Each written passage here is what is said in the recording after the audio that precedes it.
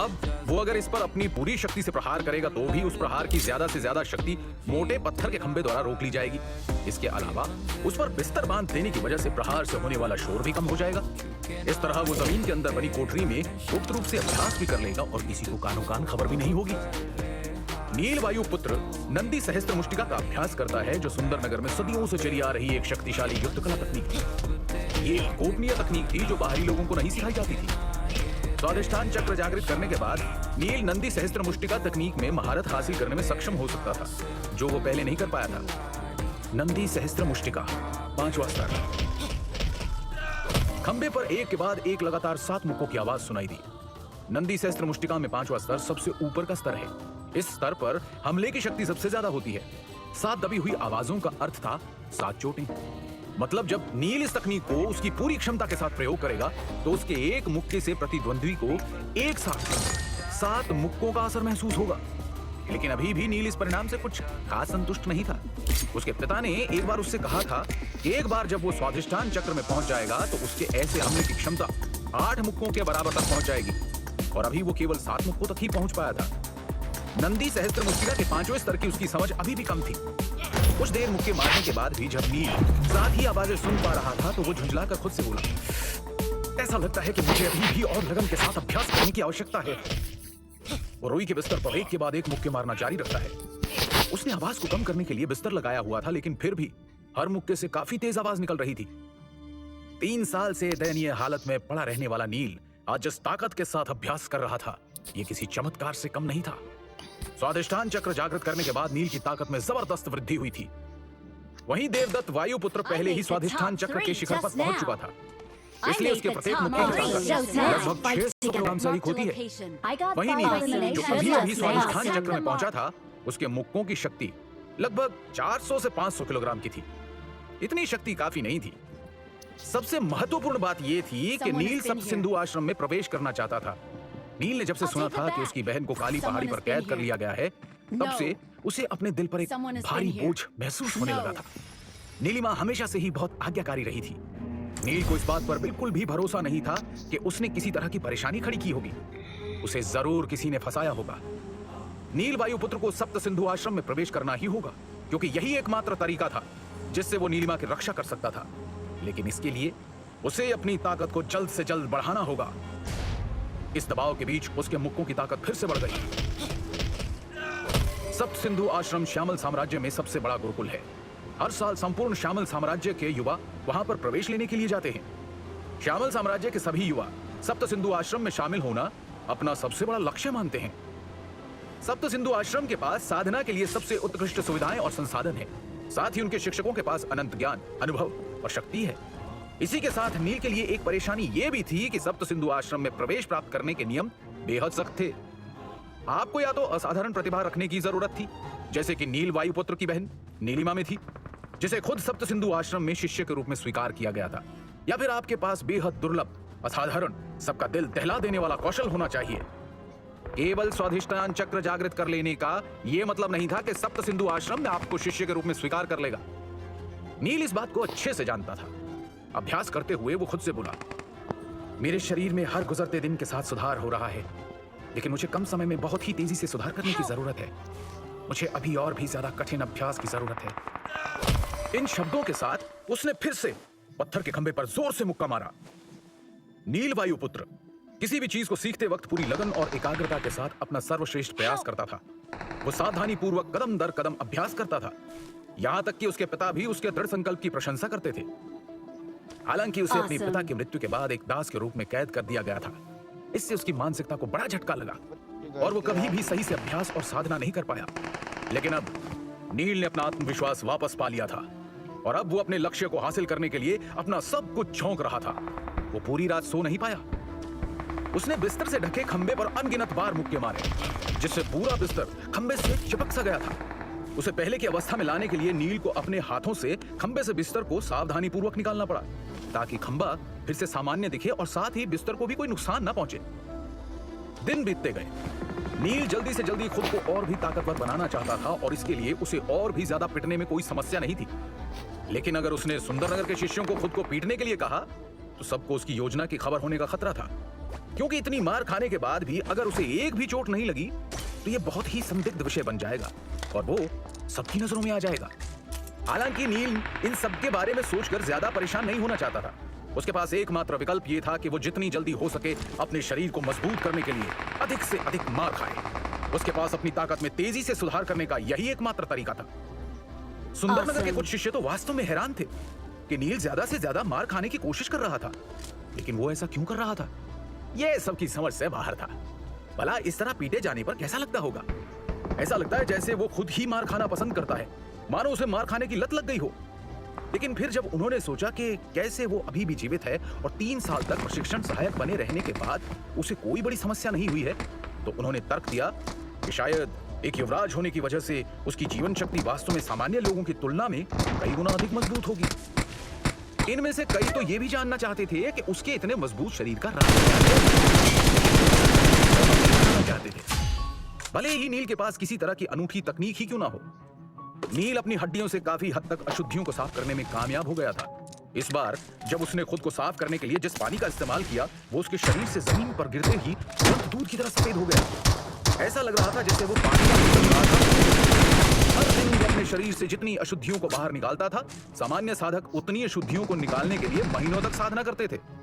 वहीं नील की एक दिन की पिटाई दूसरों के महीनों की साधना के बराबर थी। उसकी साधना चमत्कार, वो दिन में शिष्यों के हाथों पीटा जाता और रात में अपनी युद्ध एक पल के लिए भी रुके बिना लगातार लगन से अभ्यास किया। इतने दिनों के दौरान उसने बहुत ही कम नींद ली थी। यहां तक कि इतने दिनों में वो कुल मिलाकर 10 घंटे भी नहीं सोया होगा, लेकिन फिर भी उसे उसके अंदर थकान के कोई लक्षण नहीं दिखाई दिए। उसकी आंखें हमेशा चमकदार और स्पष्ट थी। उसके ऊर्जावान होने का प्राथमिक कारण स्थापित रहस्यमय नवनाग हांडी थी। उस दिन नवनाग हांडी ने एक बार उसकी आत्मा को शुद्ध किया, लेकिन उस दौरान उसे होने वाला सहकर वो प्रक्रिया पूरी करने के बाद उसकी आत्मा कई गुना मजबूत हो गई। मानव शरीर में आत्मा ही वो हिस्सा है जिसे मजबूत बनाना सबसे ज्यादा मुश्किल है। हर कोई अपने शरीर को अभ्यास के माध्यम से मजबूत कर सकता है। सही विचारों से अपने दिमाग को भी मजबूत बनाया जा सकता है, लेकिन किसी की आत्मा को मजबूत बनाना जो नहीं जा सकता है, ये सच में बहुत ही मुश्किल काम है। हालांकि ऐसा कहा जाता है कि सप्त सिंधु आश्रम में कुछ जन्नत और गुप्त तकनीकें हैं जिनका इस्तेमाल करके साधक अपनी आत्मा को मजबूत बना सकता है। इस तरह की किताबों में से एक आत्मा शुद्धिकरण तकनीक बहुत ही मशहूर किताब है। नील के पास उन रहस्यमयी जगहों तक पहुंचने का कोई रास्ता नहीं था और ना ही उसके पास खुद की चिंता करने का समय था। इसलिए वो जो कर सकता था वो ये था कि वो सोने के बारे में सोचना छोड़ दे, जिससे उसके पास साधना के लिए अधिक समय हो। नील का अभ्यास जोर शोर से चल रहा था। दिन में सहायक बनकर पिटाई खाना और रात में कारागार में अभ्यास करना। इस तरह देखते ही देखते 20 दिन बीत गए। नील वायुपुत्र के ताकतवर मुक्के ने कोठरी के मोटे पत्थर के खंभे में दरार पैदा कर दी। उसने इस हमले में अपनी ताकत का केवल 70% बल ही लगाया था, लेकिन इसके बावजूद यह हमला भयानक रूप से शक्तिशाली था। अगर वो जल्दी से पीछे नहीं हटता तो शायद उसकी ताकत से कारागृह का वो खंभा ही ढह जाता। आधे महीने तक जी तोड़ कोशिश करने के बाद नील की क्षमता में एक बार फिर से सुधार दिखाई दिया। अब वो स्वादिष्टान चक्र के मध्य चरण से शिखर पर पहुंच गया था। अब उसके एक मुक्के की शक्ति 600 किलोग्राम के बराबर हो गई थी। भाई तूने काफी छोड़ा था। कोशिश में कामयाब हो पाएगा। भाई दुश्मनों के इरादे से बेखबर नील क्या डेथ मैच में राजदत्त का सामना करने के लायक बन पाएगा? क्या वो बन पाएगा इतना शक्तिशाली कि बिना डरे सुंदरनगर से बाहर जा सके? बंदे नील अपनी बहन को बचा पाएगा? शिष्य मूल्यांकन दिवस पर क्या होगा? जल्दी ही वो निर्णायक दिन आने वाला है। सुनते रहिए महागाथा, सिर्फ पॉकेट एफएम पर। I'm going in. नील की शक्ति इस समय काफी तेजी से बढ़ रही थी। उसे मूलाधार चक्र से स्वादिष्ठान चक्र के शिखर तक 1 महीने से भी कम समय लगा। सुंदरनगर ऐसा व्यक्ति हो जो इस गति से अपनी साधना के स्तर को बढ़ा सकता था। किसी के शरीर में से अशुद्धियों को पिटाई के माध्यम से निकालना किसी भी अन्य विधि से हजारों गुना तेज था। हालांकि जब आज उसकी पिटाई हुई तो उसे महसूस हुआ कि उसके शरीर में कुछ बदलाव आया है। आमतौर पर शिष्यों के हमले से उसे गहरी चोट नहीं पहुंचती थी, लेकिन उसके बावजूद वो उन हमलों की शक्ति को महसूस कर सकता था। लेकिन आज उसने महसूस किया कि उनके मुक्कों की शक्ति पहले से काफी कम हो गई थी। नील ने गौर से उन शिष्यों को देखा और ये पता लगाने की कोशिश की कि क्या वो जानबूझकर उसे कम शक्ति के साथ तो मुक्के नहीं मार रहे हैं, लेकिन ऐसा कुछ नहीं था। वो सब अभी भी अपनी पूरी ताकत से नील को मार रहे थे, लेकिन इसके बावजूद उसे उनके मुक्कों से मिलने वाली गर्म धारा की ऊर्जा काफी हद तक कम हो गई थी। इसका एक कारण यह भी हो सकता है कि नील अब पहले से ज्यादा ताकतवर हो चुका था, इसलिए उस पर अब उन शिष्यों की मार का कोई असर नहीं हो रहा था। रात को कारागार में आने के बाद उसने देखा कि स्नान करते वक्त उसके शरीर से निकलने वाली अशुद्धियों की मात्रा लगभग आधी हो गई थी। अचानक आए इस बदलाव से नील काफी परेशान हो गया। उसने खुद से ही सवाल किया कि आखिर उससे कहां गलती हो रही है। क्या ऐसा हो सकता है कि मेरा शरीर पहले से सख्त हो गया है? अपने ज्ञान के आधार पर वो कह सकता था कि इस समय उसका शरीर एक नश्वर श्रेष्ठ के हथियार के बराबर बन गया है। प्रशिक्षण स्थल के सभी शिष्यों ने किसी ने भी अपना मूलाधार चक्र जागृत नहीं किया था, इसलिए ऐसा हो सकता है कि उसका शरीर अब उस स्तर पर पहुंच चुका हो जहां पर उन शिष्यों की शक्ति उसके काम नहीं आने वाली। इस बात को समझते हुए वो खुद से बोला, ऐसा लगता है कि बेहतर परिणाम प्राप्त करने के लिए अब मुझे किसी मजबूत व्यक्ति को ढूंढना होगा। हालांकि वो नहीं जानता था कि उसे ऐसा कोई व्यक्ति कहां से मिलेगा। अब वो सुंदरनगर के बुजुर्गों को तो उसे पीटने के लिए नहीं कह सकता है ना। नील वायुपुत्र ने मन ही मन विचार किया, शिष्य मूल्यांकन दिवस बस कुछ ही दिनों में होने वाला है। शायद उस दिन सुंदरनगर के ताकतवर लोग भी इस परीक्षण में सम्मिलित होंगे, और अगर ऐसा होता है तो निश्चित तौर पर मेरी इस समस्या का समाधान हो सकता है। इससे भी महत्वपूर्ण बात, अगर मैं उस दिन अपने प्रतिद्वंदी को डेथ मैच में हरा देता हूं, तो मैं वैधानिक रूप से इस गुलामी से छुटकारा पा सकता हूं और फिर सुंदरनगर को छोड़कर सप्त सिंधु आश्रम जा सकता हूं। कारागार के अंदर बैठे नील को उम्मीद की एक नई किरण दिखाई दी। वर्तमान समय में उसके शरीर की ताकत को देखते हुए सुंदरनगर का कोई भी शिष्य उसे हराने में सक्षम नहीं होगा। पिछले 3 सालों के दौरान वो एक पल के लिए भी अपने पिता की धोखे से की गई हत्या को नहीं भूला था। उसने जिंदा रहने के लिए इतना अपमान सहा सिर्फ इसलिए क्योंकि वो बहुत कमजोर था।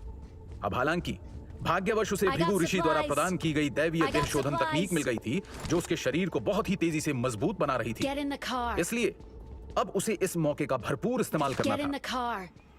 शिष्य मूल्यांकन दिवस, आखिर वो दिन आ गया जिसका नील वायुपुत्र को बेसब्री से इंतजार था। इस साल ठंड असामान्य रूप से ज्यादा थी। उत्तर में स्थित विशाल पहाड़ी क्षेत्र में ठंडी और बर्फीली हवाएं चल रही थी, जिससे उत्तरी क्षेत्र की अधिकांश भूमि बर्फ की वजह से सफेद हो गई थी। भारी बर्फबारी की वजह से सुंदरनगर के मुख्य प्रशिक्षण स्थल की जमीन पर भी बर्फ की मोटी चादर बिछी हुई थी। आज शिष्य मूल्यांकन दिवस पर सुंदरनगर के नौकरों ने मैदान पर गिरी बर्फ को साफ कर दिया था। सभी शिष्यों को कई छोटे छोटे समूहों में बांट दिया गया था। प्रत्येक शिष्य अपने समूह के साथ पंक्तिबद्ध होकर खड़ा था। शिष्य मूल्यांकन दिवस सभी बच्चों की क्षमता का मूल्यांकन करने और साथ ही उन्हें प्रोत्साहित करने के लिए वर्ष में एक बार आयोजित किया जाता था। यह दिन सभी शिष्यों और सहायकों के लिए बहुत ही महत्वपूर्ण था। सुंदरनगर के प्रत्येक शिष्य को उनके प्रदर्शन के आधार पर ही अगले वर्ष के लिए औषधियां और संसाधन प्रदान किए जाते थे। जिसका प्रदर्शन जितना अच्छा होगा उसे उतनी ही अधिक सुविधाएं और पुरस्कार दिए जाएंगे। गुलामों के लिए भी ये दिन काफी महत्वपूर्ण था, क्योंकि इस दिन उनके जीवन या मृत्यु और स्वतंत्रता का फैसला होता था। नील और बाकी गुलाम अखाड़े की ओर बढ़ गए। आज हर प्रशिक्षण सहायक बेहद गंभीर नजर आ रहा था। उनके हाव भाव में उनका दृढ़ निश्चय साफ नजर आ रहा था। उनमें से प्रत्येक को इस दिन के महत्व के बारे में पता था। डेथ मैच में एक गुलाम के पास सिर्फ 2 ही विकल्प थे, आजादी पाने के लिए जीतो या कोशिश करते हुए मर जाओ। वहीं सभी शिष्यों के लिए डेथ मैच एक तरह की परीक्षा थी। जीतने का मतलब था कि उन्हें इनाम मिलेगा और पूरे राज्य का समर्थन मिलेगा। वहीं उनके हारने पर उन्हें निराशा और शर्मिंदगी महसूस होगी, और सबसे बड़ी बात, हारने पर वो शायद फिर कभी योद्धा न बन पाए। डेथ मैच का नियम बनाने के पीछे मूल उद्देश्य गुलामों को शिष्यों से लड़ने के लिए प्रेरित करना था। अपनी आजादी की चाह में वो अपनी पूरी क्षमता का प्रयोग करते, जिससे शिष्यों को एक वास्तविक मुकाबले का अनुभव प्राप्त करने का मौका मिलता था।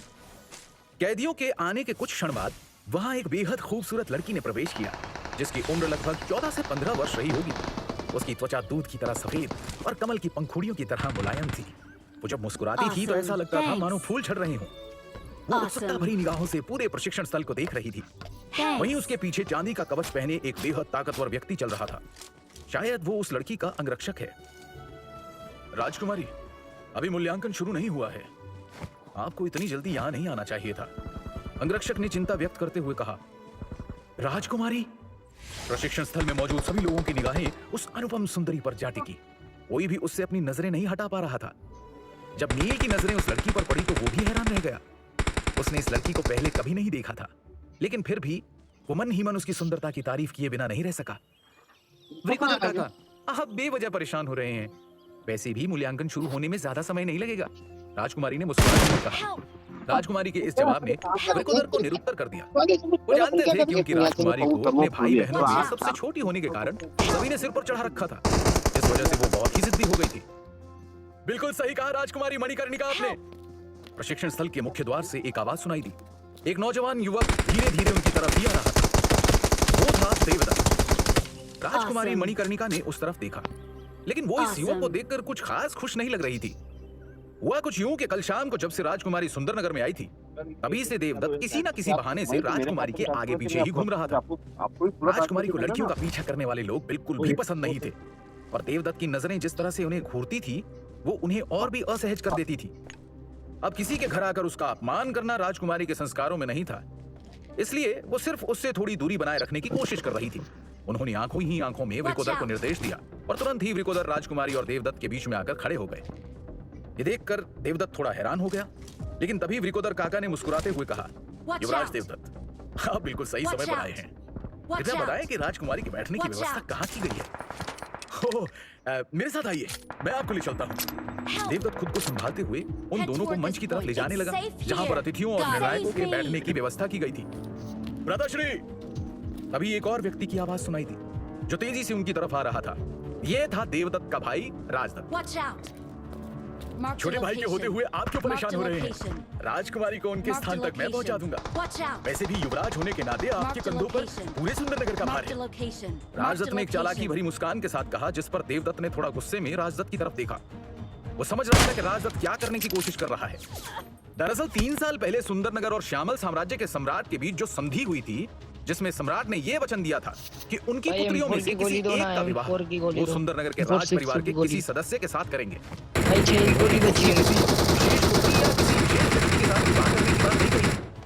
इसका मतलब था कि श्यामल साम्राज्य के सम्राट अपनी पुत्री का विवाह किसी भी योग्य वर के साथ कर सकते थे, जो उन्हें और उनकी पुत्री को पसंद होगा। इसी वजह से ये दोनों भाई इस मौके का फायदा उठाकर राजकुमारी के दिल में अपनी जगह बनाना चाहते थे, क्योंकि उन्हें पता था राजकुमारी के साथ का मतलब है श्यामल साम्राज्य के सम्राट का साथ मिलना, और सम्राट का साथ पाने वाला व्यक्ति ही सुंदरनगर का महाराज बनेगा। अपने छोटे भाई की बात पर देवदत्त ने अपने भाव को संयत करते हुए धीरे से कहा, जरूर, वैसे भी मुझे तुरंत ही सप्त सिंधु आश्रम के लिए निकलना है, इसलिए मैं पिताश्री से विदा लेने जा रहा हूं। देवदत्त राजकुमारी के सामने किसी तरह की बेवकूफी नहीं करना चाहता था, इसलिए उसने राजकुमारी से विदा ली और प्रशिक्षण स्थल से बाहर चला गया। भाई का पत्ता साफ करते ही राजदत्त ने मुस्कुराते हुए राजकुमारी से कहा, चलिए राजकुमारी, मैं आपको आपके स्थान तक ले चलता हूँ। राजकुमारी पहले तो थोड़ी हैरान हुई, पर फिर खुद को शांत करके वो राजदत्त को धन्यवाद बोलकर उसके पीछे पीछे मंच की तरफ चली गई। उन्हें राजदत्त का व्यवहार देवदत्त की तुलना में बेहतर लगा। कुछ ही देर में राजकुमारी मंच पर बनी एक कुर्सी पर बैठ गई। मौसम काफी ठंडा था, इसलिए राजदत्त ने तुरंत ही राजकुमारी के लिए अलाव यानी आग सेकने के लिए अंगीठी जैसी व्यवस्था की, जिससे वहां का तापमान काफी बेहतर हो गया। राजकुमारी को देवदत्त का रवैया थोड़ा पसंद आया। आखिर कौन सी लड़की नहीं चाहेगी कि कोई उसका ख्याल रखे और उसकी परेशानियों को दूर करे। जल्द ही दोनों ने बातें करना शुरू कर दिया। इसमें सुंदरनगर के इतिहास और भविष्य की योजनाएं भी शामिल थी। राजदत्त ने बड़ी ही चतुराई से पूर्व महाराज यानी नील के पिता की महत्वपूर्ण उपलब्धियों को अपने पिता यजुवेंद्र की पगड़ी पर सजा दिया, क्योंकि उसके पिता प्रधानमंत्री का कार्यभार संभालते थे और सभी योजनाओं को बनाने में किसी प्रधानमंत्री की भूमिका अहम मानी जाती है। राजकुमारी भी उसकी बातों ही बातों में राजदत्त ने राजकुमारी से कहा, हमारे सुंदरनगर में एक प्रथा है कि हमारे महाराज अतिथि को पहली मुलाकात में कोई ना कोई तोहफा जरूर देते हैं। तो बताइए कि जब पहला आपकी मुलाकात महाराज से हुई तो उन्होंने आपको क्या उपहार दिया? उन्होंने हमारी किसी एक इच्छा को पूरी करने का वचन दिया। राजकुमारी ने मुस्कुराते हुए जवाब दिया। अभी वो दोनों बातें कर ही रहे थे कि तभी एक अधेड़ उम्र के आदमी ने हरे रंग की पोशाक पहने हुए मैदान में प्रवेश किया। ये व्यक्ति नील का छोटा चाचा और राजदत्त का पिता यजुवेंद्र। उसे देखते ही नील वायुपुत्र की आंखें घृणा से भर गईं, मानो उसके सभी जख्म भरे हो गए। मिल जाएगा। क्या होगा आगे? उससे बात कर लीजिए। राजकुमारी को रिझाने में सफल हो रहा है राजदत्त? क्या राजकुमारी सुंदरनगर के राजकुमारों में से किसी को पसंद करेंगी? क्या नील अपने गुस्से पर काबू कर पाएगा? क्या वो गुलामी से आजाद हो पाएगा? या होगा उसका सामना ऐसी शक्ति से जो उसे तोड़ कर रख देगी? जानने के लिए सुनते रहिए महागाथा ओनली ऑन पॉकेट एफएम।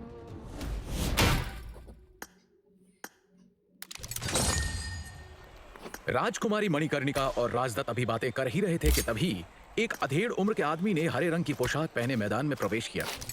ये व्यक्ति नील का छोटा चाचा और राजदत्त का पिता यजुवेंद्र वायुपुत्र है। उसे देखते ही नील की आंखें घृणा से भर गई। उसे याद आया कि कैसे यजुवेंद्र वायुपुत्र ने उसके पिता की मृत्यु में महत्वपूर्ण भूमिका निभाई थी। इस धोखेबाज ने हमेशा एक विनम्र और आज्ञाकारी भाई होने का नाटक किया, लेकिन इसने अपने बड़े भाई को जहर देने की चाल चली। नील के लिए वो एक पाखंडी से ज्यादा कुछ नहीं था। अगर नील को अपनी ताकत पर अधिक भरोसा होता तो वो यजुवेंद्र वायुपुत्र को मारने में इतना संकोच नहीं करता, लेकिन यजुवेंद्र पहले ही अपना मणिपुर चक्र जागृत कर चुका था। ऐसा कहा जाता था कि वो अपने हाथों से एक बाघ को मार सकता है और अपने शक्तिशाली मुक्के से महल की बड़ी दीवारों को भी तोड़ सकता है। इस वजह से नील को भरोसा नहीं था कि वो यजुवेंद्र की हत्या इतनी आसानी से कर पाएगा। यजुवेंद्र वायुपुत्र ऊंचे मंच पर खड़ा हुआ, फिर एक गहरी सांस लेकर बोला, आज हमारे पास एक अच्छी खबर है। मेरे भतीजे सुंदरनगर के युवराज देवदत्त को सप्त सिंधु आश्रम में शिष्य के रूप में स्वीकार कर लिया गया है। अब वो उनका आंतरिक शिष्य बन गया है। यजुवेंद्र वायुपुत्र की आवाज धीमी थी, लेकिन इसके बावजूद हर कोई उसे स्पष्ट रूप से सुन सकता था। क्योंकि वो पहले ही अपना मणिपुर चक्र जागृत कर चुका था, इसलिए उसके सभी आंतरिक अंग किसी आम व्यक्ति की भी तुलना में कई गुना ज्यादा मजबूत हो चुके थे। इसलिए भले ही वो धीरे बोल रहा था, फिर भी उसकी आवाज काफी तेज थी। घोषणा सुनकर वहां मौजूद सभी शिष्यों के चेहरों पर ईर्ष्या झलकने लगी। देवदत्त को सप्त सिंधु आश्रम में आंतरिक शिष्य के रूप में स्वीकार कर लिया जाना सभी के लिए ये एक हैरान कर देने वाली बात थी। सप्त सिंधु आश्रम के शिष्य कई स्तरों में बटे हुए थे। कई लोग जो सप्त सिंधु आश्रम में शामिल होना चाहते थे, उन सभी को कई कठिन परीक्षणों का सामना करना पड़ता है। इसके बाद भी वो सिर्फ एक बाहरी शिष्य ही बन पाते हैं। इन शिष्यों को सर्वोत्तम संसाधन और सुविधाएं नहीं मिलती। वहीं एक आंतरिक शिष्य बनने के लिए शिष्य में असाधारण क्षमता होनी चाहिए। फिर यह कैसे संभव हुआ कि देवदत्त, जो कि उतना प्रतिभाशाली भी नहीं था, सीधे आश्रम का आंतरिक शिष्य बन गया? यह बात वहां उपस्थित सभी लोगों की समझ से परे थी। इसलिए यह कोई आश्चर्य की बात नहीं थी कि वहां मौजूद सभी शिष्य ईर्ष्या की आग में जल भुन रहे थे। नील भी यही सोच रहा था कि क्या ऐसा हो सकता है कि देवदत्त द्वारा ली गई स्वर्गीय आशीर्वाद की गोली इतनी प्रभावी और शक्तिशाली थी कि उसकी मदद से देवदत्त सप्त सिंधु आश्रम में एक आंतरिक शिष्य के रूप में प्रवेश लेने में कामयाब हुआ है। चिंतित और व्याकुल नील ने अपनी मुट्ठी भींच ली। उसके चाचाओं ने उसे अभी तक क्यों नहीं मारा था? इसका कारण यह था कि उन्हें लगा कि नील सुंदरनगर के लिए खतरा नहीं है। हालांकि नीलिमा के अंदर असाधारण प्रतिभा थी, वो उनके लिए खतरा बन सकती थी। लेकिन जब तख्ता पलट हुआ था तब नीलिमा उनके हाथ नहीं आई, क्योंकि वो पहले ही सप्त सिंधु आश्रम में जा चुकी थी। लेकिन अब जब देवदत्त सप्त सिंधु आश्रम में जाने वाला था तो वहां नीलिमा की उपस्थिति निश्चित रूप से अच्छी नहीं होगी। अपनी बहन के लिए खतरे को महसूस करते हुए नील जानता था कि उसे जितनी जल्दी हो सके सप्त सिंधु आश्रम में जाना ही होगा। तालियों की गड़गड़ाहट के साथ नील अपने विचारों से बाहर आया। यजुवेंद्र अभी भी मंच पर ही था। वो बोला, देवदत्त हमारे राज्य परिवार का गौरव है। हालांकि आज हमें उसकी उपलब्धि पर ध्यान केंद्रित नहीं करना चाहिए, क्योंकि आज शिष्य मूल्यांकन दिवस है। इसलिए सभी शिष्यों को डेथ मैच के लिए एक गुलाम को चुनना होगा। अगर आप अपने डेथ मैच में गुलाम के खिलाफ जीत जाते हैं तो विजेताओं को अगले साल शक्तिवर्धक औषधियों की दुगनी मात्रा दी जाएगी। इसके अलावा विजेताओं की मासिक छात्रवृत्ति यानी शिष्यों के प्रशिक्षण में लगने वाले धन पर माफी भी दुगनी हो जाएगी। डेथ मैच के विजेताओं को दिए जाने वाले कई आकर्षक पुरस्कारों के बारे में सुनकर सभी शिष्य आपस में बातें करने लगे। उनका उत्साह देखते ही बनता था। वहीं दूसरी तरफ सभी गुलाम बेहद उदास दिख रहे थे, क्योंकि जितने बड़े पुरस्कार होंगे डेथ मैच उतना ही उनके लिए चुनौतीपूर्ण होगा। पुरस्कार के लालच के कारण सुंदरनगर के सभी शिष्य और भी निर्मम हो जाएंगे। वैसे तो गुलामों के बचने की संभावना बहुत कम होती थी, लेकिन अब वो मौका और भी कम होता दिखाई पड़ रहा था। यजुवेंद्र वायुपुत्र अपना भाषण समाप्त करने के बाद अपनी ऊंची कुर्सी की ओर चला गया। वहीं बालकांत मंच के कोने में खड़ा था और सभी गुलामों को बड़े ही ध्यान से देख रहा था। लेकिन जब उसकी नजर नील पर गई तो उसके चेहरे पर एक चालाकी भरी तिरछी मुस्कान आ गई। उसने मन ही मन कहा, लड़के, आज तुम मारे जाओगे। इसके बाद बालकांत ने मंच पर आकर घोषणा की, अब सभी शिष्य अपने कैदी सहायकों का चयन करना शुरू कर सकते हैं। डेथ मैच के लिए सबसे पहले प्रतियोगी होंगे राजदत्त वायुपुत्र, जो हमारे माननीय प्रधानमंत्री जी के सबसे बड़े बेटे हैं। तालियों की गड़गड़ाहट से पूरा क्षेत्र गूंज उठा। राजदत्त ने राजकुमारी मणिकर्णिका की तरफ मुस्कुराते हुए देखा और कहा, राजकुमारी, अब मुझे चुनौती के लिए जाना होगा। उम्मीद है आप मेरी क्षमता से संतुष्ट होंगी। इतना कहने के बाद उसने अखाड़े की ओर छलांग लगा दी। अपने पिता यजुवेंद्र को प्रणाम करने के बाद वो अपना प्रशिक्षण सहायक चुनने के लिए मुड़ा। उसके कहने का क्या मतलब था? इधर राजकुमारी मणिकर्णिका राजदत्त की कही बात समझने की कोशिश कर रही थी। जवाब में ब्रिकोदर ने मुस्कुराते हुए राजकुमारी से कहा, शायद उसे लगता है कि आप उसकी वीरता पर मोहित हो जाएंगी और उससे विवाह करने को राजी हो जाएंगी। राजकुमारी चौंक गई। विवाह और उससे? पता नहीं आजकल के लड़कों को क्या हो गया है। कोई लड़की उनसे दो बातें क्या कर ले, वो उससे विवाह के सपने सजाने लगते हैं। राजकुमारी ने अपना सर निराशा में हिलाते हुए कहा। इधर अखाड़े में आकर राजदत्त की नजर नील पर पड़ी तो उसके चेहरे पर एक मुस्कान आ गई। जब उन दोनों की निगाहें मिली तो नील के चेहरे पर भी एक हल्की सी मुस्कान आ गई। 1 महीने पहले उसने बालकांत को पीटा था। उस वक्त नील ने सोचा था कि राजदत्त तुरंत जवाबी कार्रवाई करेगा, लेकिन ऐसा नहीं हुआ था। नील को यह बात अब समझ में आई कि राजदत्त इतने समय तक क्यों शांत था। राजदत्त शिष्य मूल्यांकन दिवस का इंतजार कर रहा था। उसने डेथ मैच के लिए नील को अपने प्रशिक्षण सहायक के रूप में चुनने की योजना बनाई थी ताकि वो बिना किसी के संदेह को बढ़ाए नील वायुपुत्र को मार सके। नील इस बात को समझकर राजदत्त से लड़ने की तैयारी में मन ही मन खुद का हौसला बढ़ा रहा था, लेकिन तभी आश्चर्य की बात यह हुई कि राजदत्त ने नील को नहीं चुना। इसके बजाय उसने नील के पीछे खड़े एक मजबूत आदमी को चुना। नील के चेहरे पर एक हैरानी भरी शिकन उभर आई। सुंदरनगर ने हाल ही में इस मजबूत अधेड़ उम्र के मजबूत गुलाम को खरीदा था। हालांकि वो एक कैदी था, लेकिन उसके शरीर पर कोई भी गंभीर या आंतरिक चोट नहीं थी। वो मजबूत और स्वस्थ दिख रहा था। नील ने अनुमान लगाया कि वो आदमी अपना मणिपुर चक्र हासिल कर चुका है। एक बार जब राजदत्त ने अपना लक्ष्य चुन लिया तो अधेड़ उम्र के उस व्यक्ति ने भी कोई संकोच नहीं किया और वो तुरंत ही अखाड़े में कूद गया। उसकी आंखें उग्रता से चमक उठी। आज तक डेथ मैच में कोई भी गुलाम जिंदा नहीं बच पाया था। प्रशिक्षण सहायक के लिए लापरवाही का मतलब मौत हो सकता है, इसलिए चुपचाप मौत की प्रतीक्षा करने के बजाय अपनी पूरी ताकत से लड़ना ही बेहतर था। किसी भी प्रशिक्षण सहायक के बचने की संभावना को बढ़ाने का बस यही एकमात्र तरीका था। ऐसी ही आक्रामक सोच के साथ अधेड़ उम्र के व्यक्ति ने पहले हमला करने की योजना बनाई। वो अपनी पूरी ताकत से राजदत्त की ओर बढ़ा।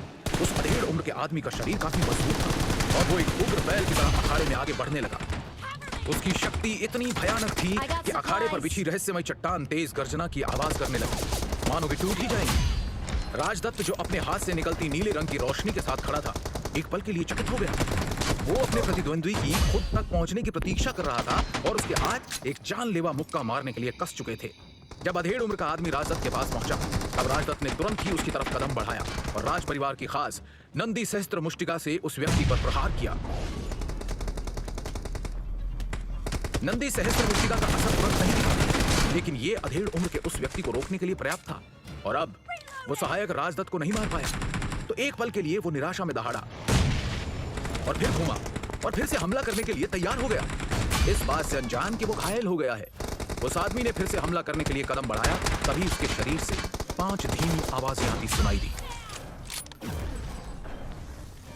तुरंत ही अधेड़ उम्र के व्यक्ति के शरीर पर 5 जगहों से खून बहने लगा। उसकी आंखें चौड़ी हो गई। उसके चेहरे पर अविश्वास झलक रहा था, मानो उसे समझ ही नहीं आया कि अभी अभी उसके साथ क्या हुआ। जब उसने कुछ बोलने के लिए अपना मुंह खोला तो केवल गुर्राने की आवाज आ रही थी। धीरे धीरे उसकी आंखें बंद हो गई और वो जमीन पर गिर पड़ा। अधेड़ उम्र के सहायक ने तड़प तड़प कर वहीं सबके सामने दम तोड़ दिया। एक तगड़े स्वस्थ आदमी को मारने के लिए राजदत्त को केवल एक मुक्के की जरूरत पड़ी। मुकाबला देख रहे सभी बच्चे खुशी से झूम उठे, यहाँ तक कि कुछ दर्शक तो तालियां बजाने लगे। लेकिन इतने सारे शोर के बीच किसी ने नगर के मुट्ठी भर बच्चों पर ध्यान नहीं दिया जो उदास नजर आ रहे थे। प्रधानमंत्री के सबसे बड़े बेटे के रूप में राजदत्त की अपनी प्रतिष्ठा थी। सभी जानते थे कि बचपन से ही वो तरह तरह की शक्तिशाली औषधियों से अपने शरीर को मजबूत बनाता आ रहा है। अब स्वाभाविक तरीके से तो ऐसी प्रकृति इतनी तेज नहीं हो सकती थी, इसलिए ऐसी शक्ति अर्जित करने का एकमात्र यही तरीका हो सकता है कि राजदत्त ने दूसरी स्वर्गीय आशीर्वाद की गोली खा ली है। भृगु ऋषि द्वारा दी गई दिव्य गोलियों में से एक तो देवदत्त पहले ही खा चुका था, इसलिए यही एकमात्र बची हुई गोली थी और अब उसे भी राजदत्त खाकर हजम कर चुका था। नील वायुपुत्र ने इस पर विचार करते हुए निराशा में अपना सिर हिलाया और उसके चेहरे पर एक कड़वी मुस्कान उभर आई। उसके चाचाओं ने बहुत सारे घृणित कार्य किए थे। सुंदरनगर में सैकड़ों वर्षों में किसी ने भी इन 2 जादुई गोलियों को खाने की हिम्मत नहीं की थी, लेकिन अब राज्य संभालने के कुछ समय बाद ही उसके चाचाओं ने दिव्य गोलियां आपस में बांट ली थी। जब नील ने पहली बार सुना था कि देवदत्त ने पहली गोली खा ली है तो उसके दिल में गुस्सा फूट पड़ा था, लेकिन अब नील को इस बात से ज्यादा परेशानी महसूस नहीं हुई कि राजदत्त ने आखिरी जादुई गोली भी खा ली है। नील को ऐसा नहीं लगा कि वो किसी तरह से नुकसान में है, क्योंकि उसने महसूस किया कि जादुई गोली का जो भी प्रभाव था, ठीक वही प्रभाव देवीय देहशोधन तकनीक का भी था, या शायद उसका प्रभाव गोलियों से भी बेहतर है। नील ने यह सुनिश्चित किया था कि वो अपने शरीर की शुद्धिकरण प्रक्रिया को जारी रख सके, जिसका नतीजा यह हुआ कि उसका शरीर अब पहले से भी बेहद ताकतवर था और अब वो जादुई गोलियां नील के लिए उतनी महत्वपूर्ण नहीं थी। नील ये सोच रहा था कि तभी बालकांत की आवाज सुनाई दी। पहले डेथ मैच के विजेता राजकुमार राजदत्त हैं। एक बार फिर तालियों की गड़गड़ाहट के साथ नील अपनी सोच से बाहर आया। इतने में राजदत्त ने अपना हाथ मजबूती से हवा में उठाया और मंच पर खड़े बालकांत की ओर देखकर भारी आवाज में कहा, मैं अभी भी अपने प्रदर्शन से संतुष्ट नहीं हूं, इसलिए मैं एक और व्यक्ति को चुनौती देना चाहता हूं। बालकांत इस विचार पर गुप्त रूप से प्रसन्न था कि आखिरकार उसका बदला पूरा होने का समय आ गया है। तो क्या होगा आगे? क्या अब राजदत्त नील को अपने डेथ मैच के लिए चुनने जा रहा है? क्या वो इस बार नील को मारने के मंसूबे में कामयाब हो पाएगा, या फिर नील की असली शक्ति सबके सामने प्रदर्शित हो जाएगी? जानने के लिए सुनते रहिए महागाथा, सिर्फ पॉकेट एफएम पर।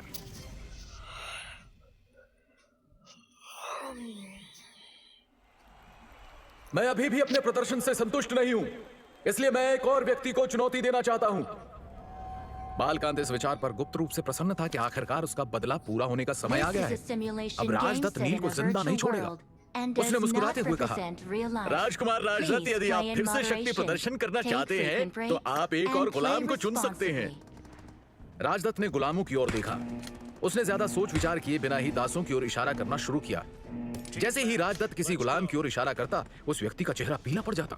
वो सभी राजदत्त की ताकत देख चुके थे। गुलामों को भी पता था कि अगर राजदत्त ने उन्हें चुन लिया तो उनके पास मौत से बचने का कोई रास्ता नहीं रहेगा। राजदत्त की उंगलियां किसी मौत की तलवार की तरह थी। जो व्यक्ति उसके द्वारा चुना जाएगा उसे नर्क के राजा के दर्शन करने का सौभाग्य प्राप्त होगा। अंत में राजदत्त की निगाहें नील पर जा टिकी। उसने अपनी उंगली वहीं रोक ली और हंसा। तुम बाहर आ जाओ। सभी ने देखा कि राजदत्त किसे इशारा कर रहा था, लेकिन जब उन्हें एहसास हुआ कि वो नील वायुपुत्र की ओर इशारा कर रहा है तो सभी ने राहत भरी एक गहरी सांस ली। सभी जानते थे कि एक गुलाम के लिए डेथ मैच में केवल एक ही परिणाम हो सकता है, जीतने की नाकाम कोशिश करते हुए मर जाना। आज भी लोग नील को सुंदरनगर का हिस्सा मानते थे। पिछले 3 वर्षों के दौरान जब उसे एक गुलाम के रूप में निर्वासित कर दिया गया था, किसी भी बच्चे ने उसे वास्तव में कोई चोट नहीं पहुंचाई थी। हालांकि उन्होंने अन्य प्रशिक्षण सहायकों के प्रति इस प्रकार की दया नहीं दिखाई थी, लेकिन आज राजदत्त ने नील को चुना था। ये सबकी उम्मीद से परे था। कुछ लोगों ने जब महसूस किया कि नील शायद आज मारा जाएगा तो उन्होंने अफसोस और निराशा में अपना सर झुका लिया।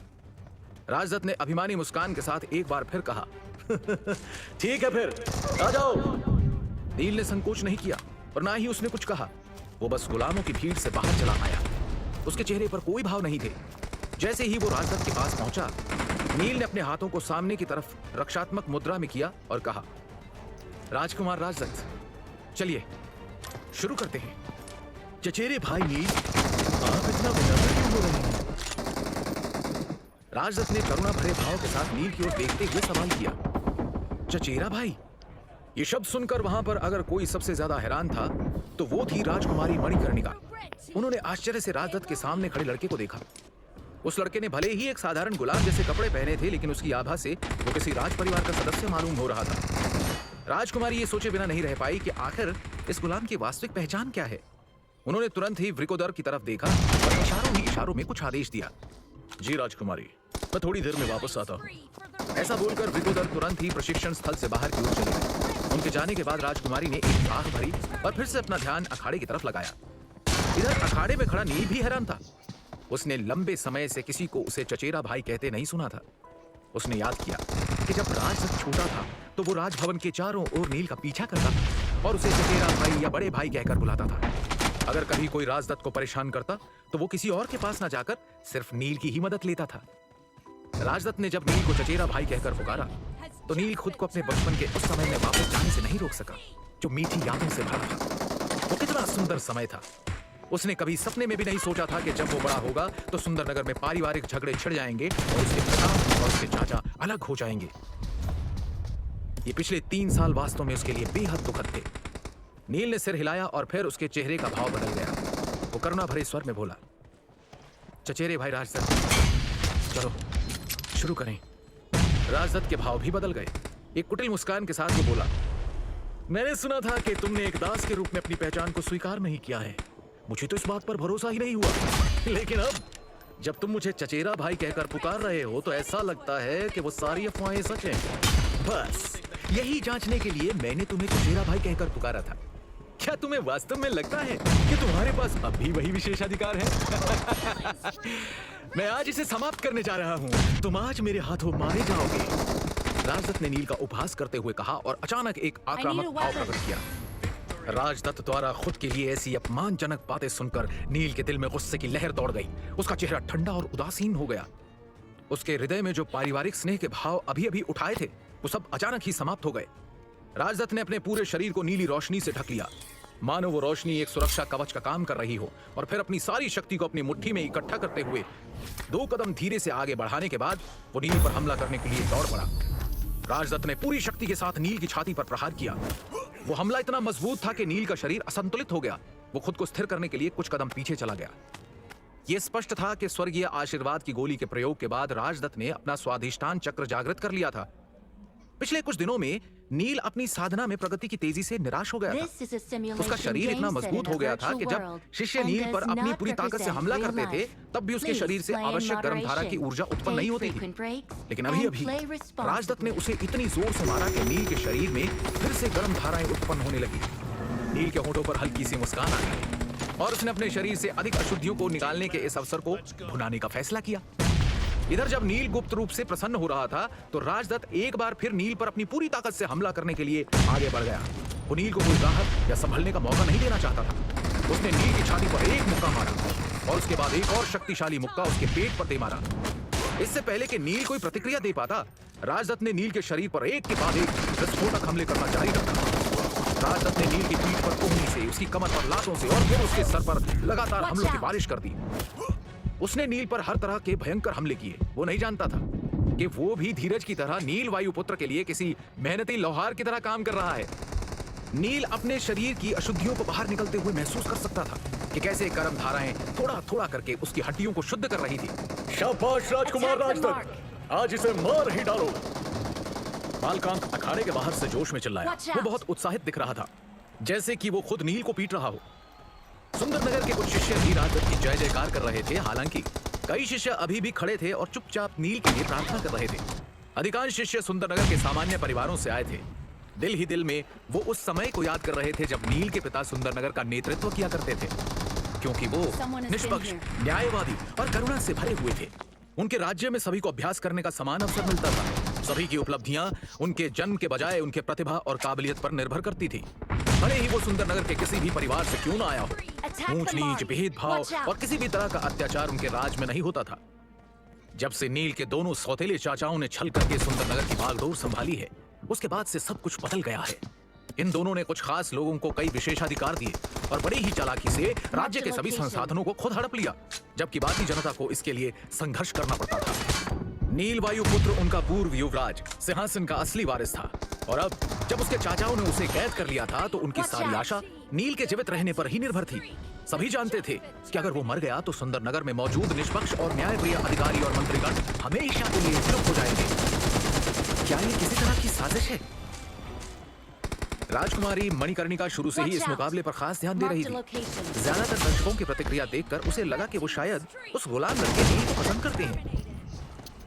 क्या ऐसा हो सकता है कि नील सुंदरनगर के पुराने महाराज का बेटा हो, जिसे किसी साजिश के तहत जान से मारने की कोशिश की जा रही है?